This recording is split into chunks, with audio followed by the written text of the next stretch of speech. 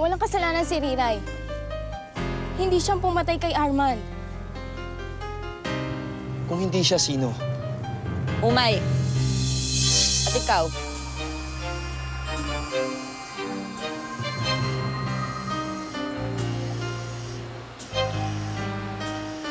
Sinungaling ka ako. Riray! Kapag hindi ka umamin, lalo ka masasaktan sa akin. Kaya sabihin mo na kung ano mga sinabi mo sa lalaking yan. Balita ho namin, kinausap ng abogado ng anak niyo ang judge para i-pressure na huwag bigyan ng bail si Riray. Bakit ho? Hindi niyo ba alam to? Hernan! Oh my God, nagkamalay na kayo.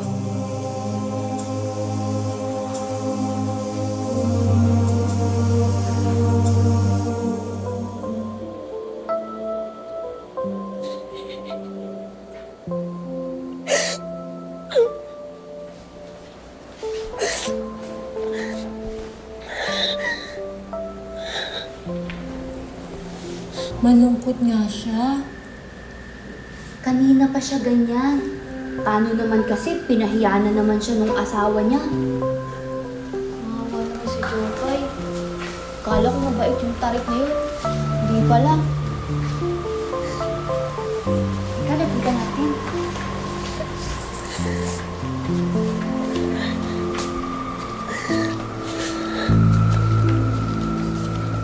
Jopay?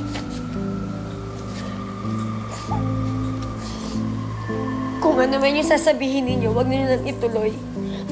Pero gusto ka lang naman naming damayan sa kalungkutan mo.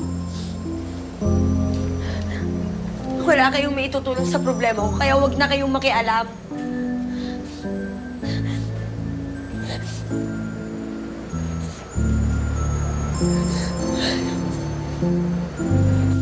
Ma'am Jopay, telepono po.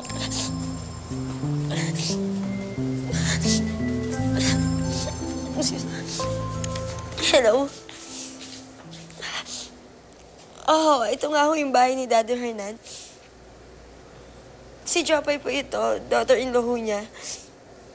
Sino ho sila? O, Doc, bakit ho kayo napatawag?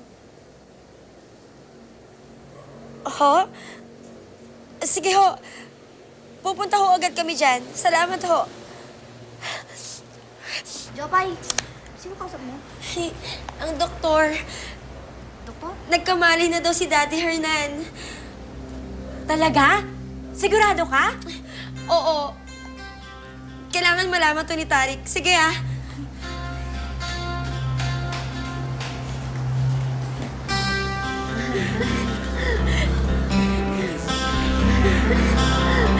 Asan na si Riray? Ang sabi mo sa akin, kuya, pag uwi mo rito, kasama mo na siya eh. Asan siya ngayon? Paano mangyayari yun? Eh, hindi nakausap ng pulis si Mumay. Nawawala kasi siya. Paano nawawala? Hindi na namin siya naabutan sa bahay ni Luis. Hindi na namin alam kung nasan siya.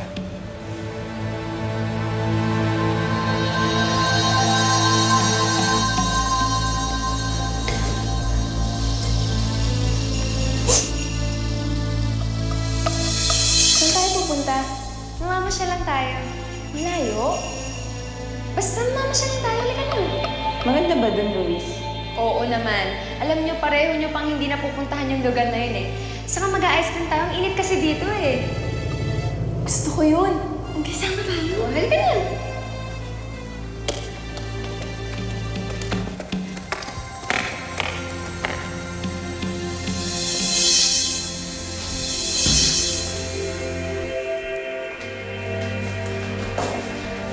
Saan tayo? Bakit niyo ko dinala dito? Dito ka na muna. Hindi ka muna uuwi hanggat hindi ka namin sinusundo. Ayoko! Gusto ko lang umuwi. Sinabi mo dito ka lang eh. At hindi ka makakaalis dito hanggat hindi sinasabi ni Luis.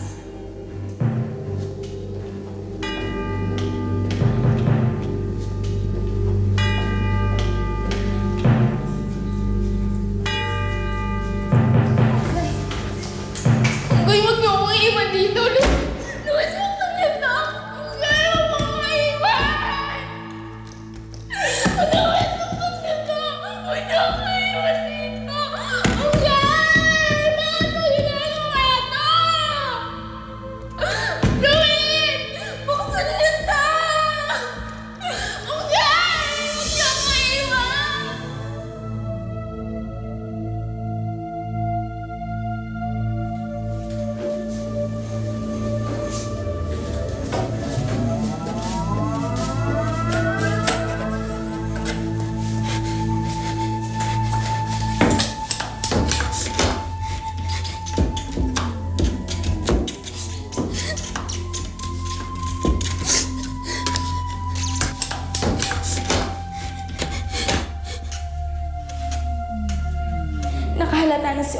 nagsinungaling ako sa kanya.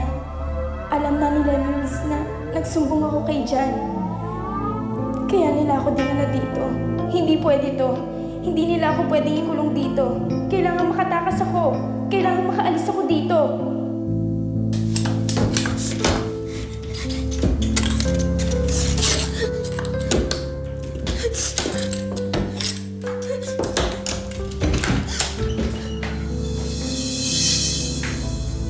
Ano to? Ikaw alam mo, walang hiya ka! Ang kapal na mukha mo! Traitor ka eh! Kunti ang tao pinukin na dyan! Alam mo yun? Ang kapal na mukha mo, ha? Ang kapal na mukha mo! Puputulin ko yung dila mo para hindi ka na makapagsalita pa. Kaya ka. Sariray, sa Amazon ang kikay galing-galing. Sariray, sa Amazon ang kikay galing-galing. Ano, Mumay? Gusto mong putulin ko talaga yung dila mo? Hanggang maawa ka sa akin. Kaibigan mo ako. Magkaibigan tayo kung pinaniniwalaan mo rin ang pinaniniwalaan ko. Pero sandaling kinalaban mo, magkaaway na tayo. At yun ang ginawa mo, Mumay. Ginawa mo na kaming kaaway nung munti ka mo akong ibuko sa mga nalalaman mo kay Jan. Mabuti na lang nadulugan kita agad. Kung hindi, nabuko na kami ni Luis. Tawarin niyo ako. Nakukonsensya lang talaga ako sa ginawa niyo kay Rikay. Huwag kang tatakas dito, Mumay. Hayaan natin kita. Magugulo ng tuluyan ang buhay mo. At hindi lang yung dila mo puputulin ko. Pati itong mga paa mo. Naintindihan mo? Naintindihan mo?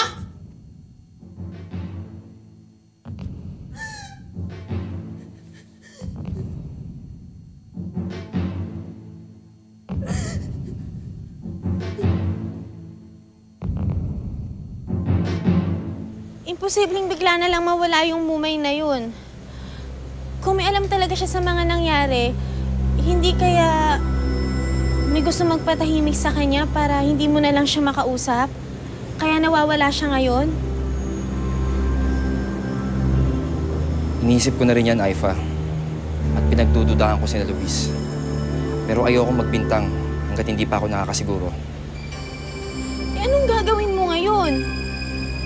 Kailangan ko makita si Mumay dahil siya lang ang susi para lumabas ang katotohanan.